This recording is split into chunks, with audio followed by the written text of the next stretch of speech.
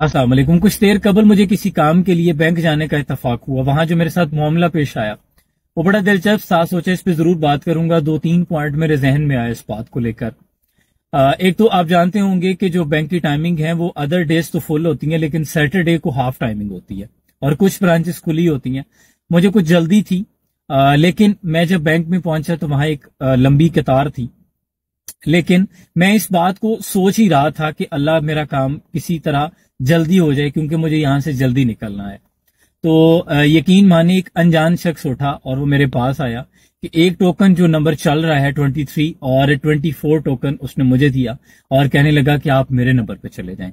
और मैं उनकी तरफ देख रहा था, मैं कह रहा था कि नहीं आप चले जाएं, कोई बात नहीं ऐसी। तो उन्होंने कहा नहीं नहीं कोई मसला नहीं, मेरे पास टाइम है, आप चले जाएं।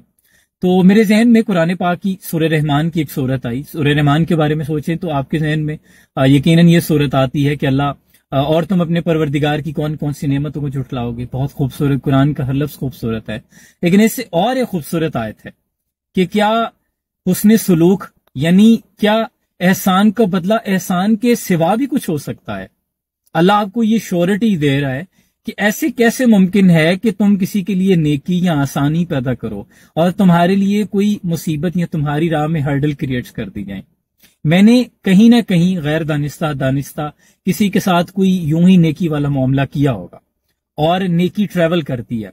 हमारा मसला यह है कि हम जो हमारी एक्सपेक्टेशंस हर्ट होती हैं वो इस तरह होती हैं, हम जिसके साथ नेकी करते हैं हम सोचते हैं कि यहीं से मुझे सिला रिटर्न में मिलेगा, लेकिन ऐसा नहीं होता। अल्लाह का निजाम मुख्तलिफ है, वो किसी और तरीके से कहीं और से मखरिज बना देगा, आपके लिए नेकी का सामान कर देगा, और ऐसे हो नहीं सकता। और एक और हदीस पाक मेरे जहन में आई कि जब तुम मामलात अल्लाह के सुपुर्द करते हो तो अल्लाह तुम्हारे मामलात को समेट लेता है।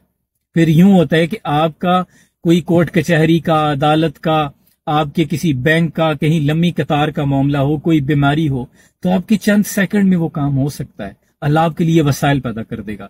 लेकिन जिनका हम और गम यही दुनिया हो जाती है, अल्लाह फरमाते हैं हम उसके कामों को बिखेर देते हैं। फिर यूं हो सकता है कि आपका 5 मिनट का काम था लेकिन 5 महीनों पे पड़ गया।